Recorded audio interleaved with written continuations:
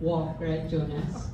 You're preparing some sort of pasabog walk, diba? Can you tell us like how different is it gonna be? How much of an impact do you plan to have on stage? Like when you come out pa lang, ano yung strategy mo? My plan is to have the 100% impact, Miss D. In the impact arena.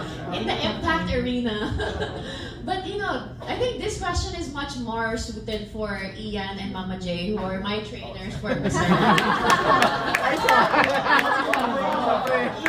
nakuha na ba?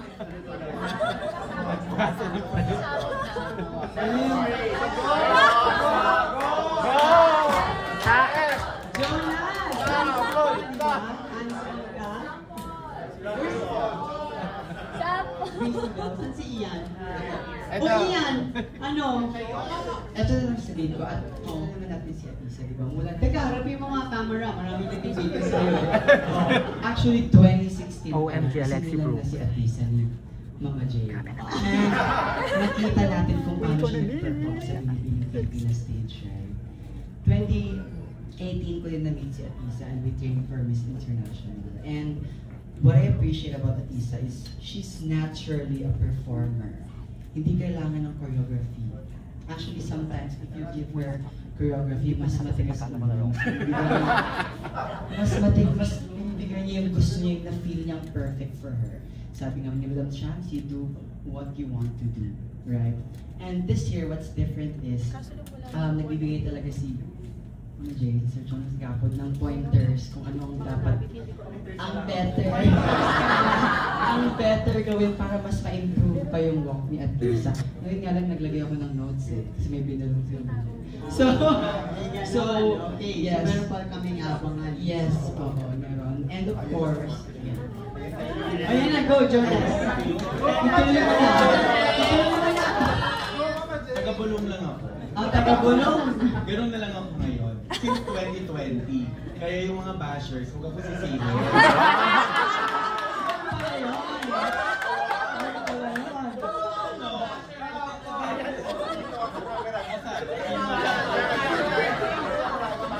Kasi at the end of the day, we already have a lot of teams, we have a lot of people who help. So you give it to the younger generation also to do that. I have so many other things in mind.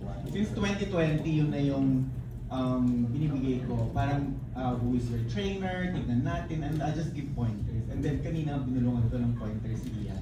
Kasi nga, tama nga, matigas ang ulo niya. Matigas ang ulo? I was just gonna ask, is she a good student? Good student. Oh. Very stubborn. But hard worker. That's why I'm stubborn. Kaya sometimes, sinabi nga ni Shamsi na you do it on your own, diba? If you're, you want to do your best, do it your own, then on. Pero minsan, iba talaga yung mata ng mga taong tumutulong. Iba yung mata ng taong alam yung pwede. Kesa yung ikaw naniniwala, ang dami naniniwala na maganda lang sila. Sa buong room na to, ang dami naniniwala pag tingin, ang ganda ko. Pero iba yung tingin ng ibang tao, right?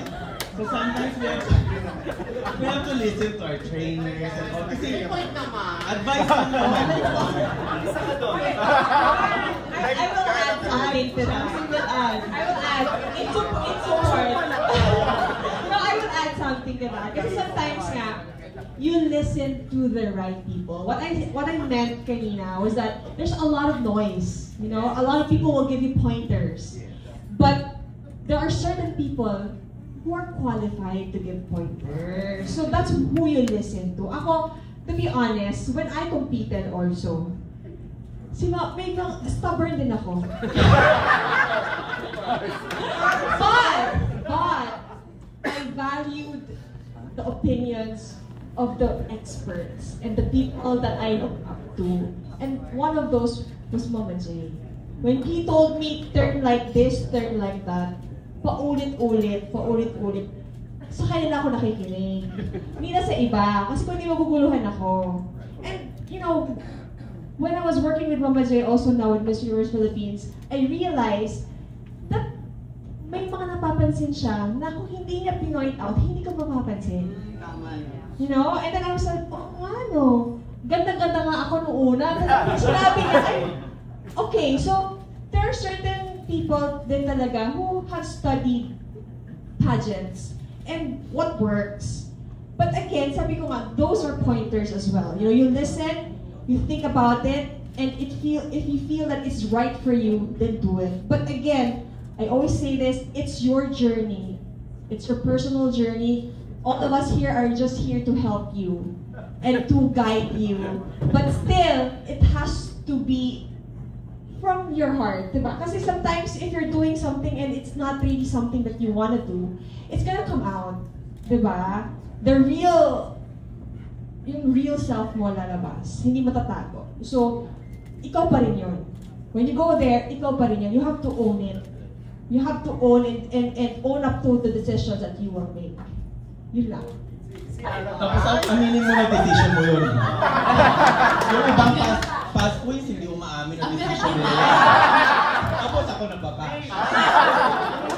Pero the funny thing is, even like with Shamsi, hindi naman yun talagang pinaka-stressful moment ko with her na hindi stubborn siya.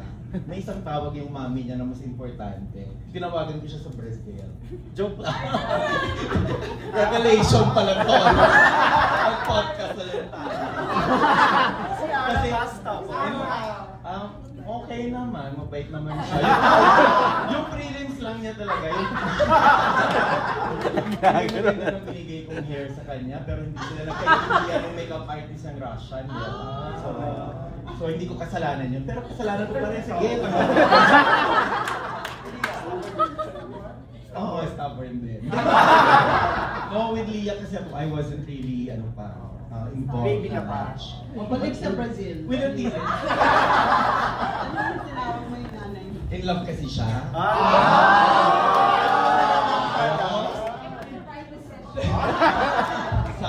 Sabi ng mami niya, tawagan mo siya. Yan lang.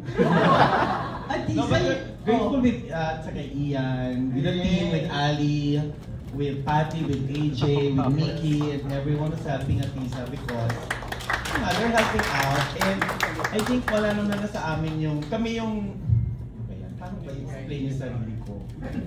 Guiding star na lang kami, parang yung logo na nandun. Council of Elder. Kaya we don't really meddle naman kung anong nafe-feel nila, mas okay na yun. And then kung may decision silang hindi okay, sinasabi ko rin naman sa girls na sabihin ako na lang. Para tanggapin ko na lang na ako yung babash kesa sa inyo. Kasi kaya kong tanggapin yun.